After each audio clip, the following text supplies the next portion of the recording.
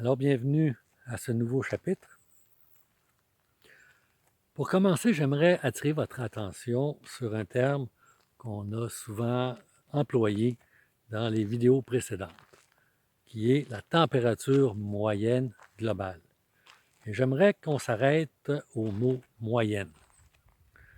Alors, une moyenne n'est pas un phénomène physique réel. Une moyenne, c'est un chiffre obtenu à partir de calculs. Donc, la température n'est pas représentative, la température globale moyenne n'est pas représentative des températures locales.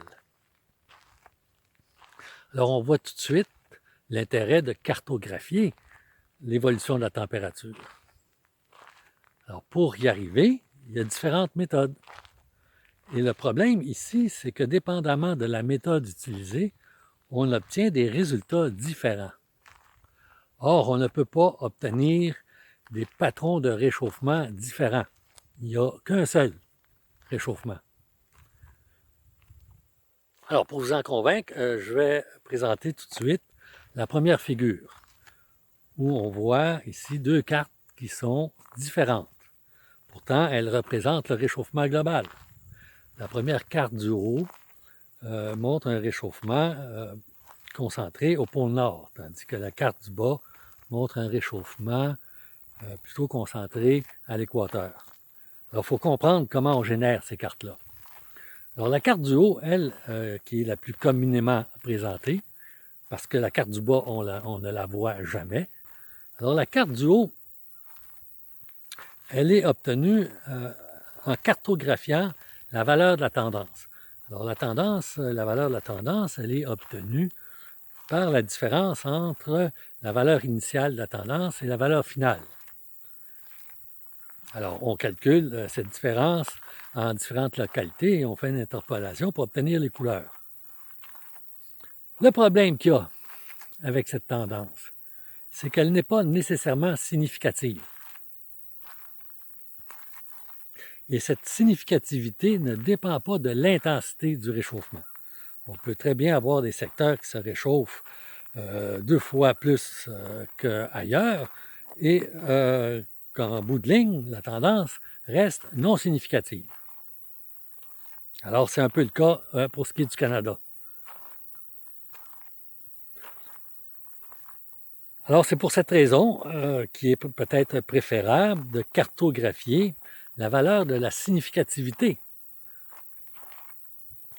Alors, pour mieux comprendre la notion de significativité, bien, je vais vous référer à la figure que je vous présente ici. Alors, à gauche, on a un graphique avec deux profils, un en mauve et un autre en jaune. Alors, ces deux profils font référence à deux localités sur la carte de droite. Alors, le profil en mauve correspond à un point situé au nord du Canada et le profil en jaune à un point situé aux Philippines. Alors, j'ai choisi ces deux secteurs parce qu'ils ont la même tendance. Par contre, la différence évidente sur le graphique, c'est que au Canada, la variabilité est beaucoup plus importante qu'aux Philippines. Alors, on voit une variabilité aléatoire de plus ou moins 4 degrés. Alors, de mois en mois, on peut avoir une différence de 8 degrés. Alors, pour comprendre la significativité, bien, faut comparer la variabilité avec la tendance. Et dans le cas du Canada, eh bien, si on a 1 degré de réchauffement après 40 ans, et on compare ce 1 degré à une variabilité, comme j'ai dit, de plus ou moins 4 degrés, on réalise tout de suite que le 1 degré est insignifiant. D'ailleurs, si on enlève le tracé de la tendance, le tracé noir, on peine à deviner qu'il y a un réchauffement. Dans le cas du profil jaune, ce n'est pas le cas. On voit très bien la pente, on voit très bien l'évolution de la température, parce que la variabilité de part et d'autre de la tendance, elle est faible.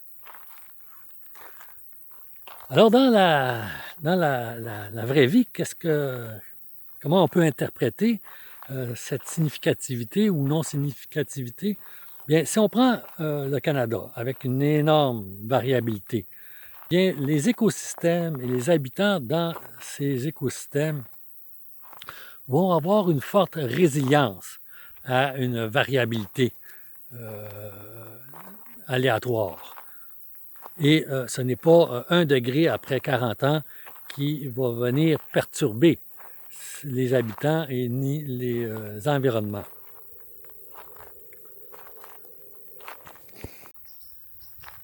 Désolé pour cette discontinuité temporelle, il me manquait une troisième et dernière partie.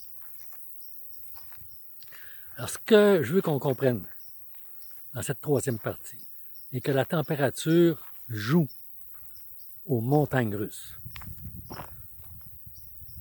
Les médias et l'information fournie dans les divers communiqués et rapports nous a habitués à voir le réchauffement climatique comme étant un phénomène continu dans le temps. Et en fait, ce n'est pas du tout le cas. La température moyenne globale joue aux montagnes russes. C'est-à-dire qu'il va y avoir alternance entre des phases de réchauffement et des phases de refroidissement. Et ces phases peuvent durer plus qu'une année. Donc, je vais vous présenter une troisième figure avec 2 cartes. Une carte du haut qui est celle d'une phase de réchauffement et la carte du bas, une phase de refroidissement. Et là, ça concerne le fameux El Niño de 97-98. Alors, ce qu'on constate ici, c'est que le réchauffement est significatif à l'équateur. Et curieusement, malgré que le El Niño soit un phénomène du Pacifique, bien, il semble que tout l'équateur, et surtout l'Atlantique, est marqué par ce réchauffement. Et suivant cette phase de réchauffement, bien, il y a une phase de refroidissement qui, encore une fois, est localisée à l'équateur.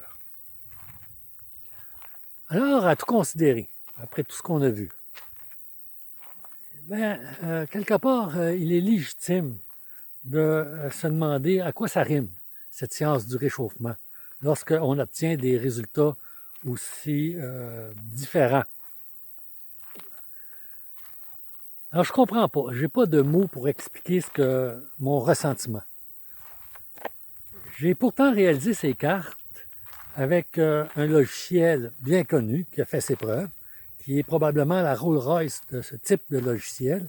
J'ai téléchargé des données officielles satellitaires de l'Université d'Alabama à Huntsville, qui sont reconnues. Et j'arrive à ces résultats. D'ailleurs, mes résultats corroborent tout ce que j'ai dit dans les chapitres précédents.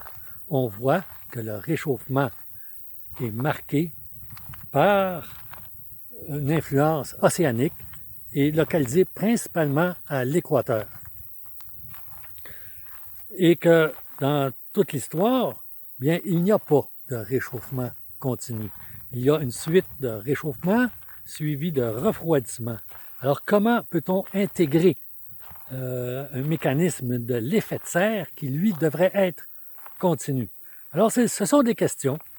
Et là-dessus, je pense que je vais vous laisser y réfléchir. Merci.